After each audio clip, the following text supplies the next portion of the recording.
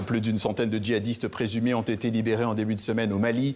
Et cela dans le cadre d'une trêve sur les attaques de convois de carburant qui, vous le savez, asphyxient l'économie de ce pays enclavé. Nous en parlons régulièrement sur cette antenne, puisque ces attaques de camions-citernes ont lieu depuis le mois de septembre l'année dernière. Serge Daniel, vous êtes notre correspondant en TV5 Monde au Sahel. Bonsoir Serge. Expliquez-nous plus en détail comment en est-on arrivé à ces échanges schématiquement, libération de djihadistes contre carburant.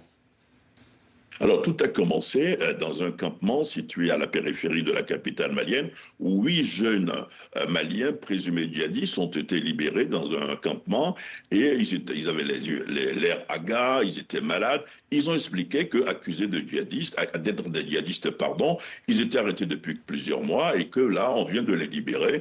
Certains étaient malades. Alors, d'après nos informations sur le territoire national, au total, plus d'une centaine de djihadistes libérés.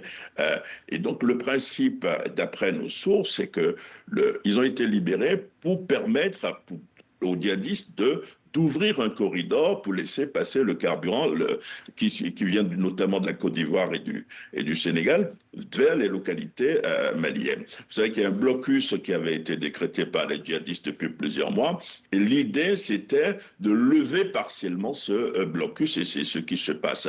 Interrogé par nos soins, il y a un responsable gouvernemental qui dément catégoriquement, mais il faut dire que dès le départ, le gouvernement n'a jamais reconnu avoir négocié ou négocié temporairement avec les djihadistes pour libérer les voies, si vous permettez l'expression. Maintenant, s'agit-il d'une trêve ponctuelle ou une trêve qui va durer jusqu'à la fin jusqu'à la grande fête musulmane de la Tabaski? On va le voir.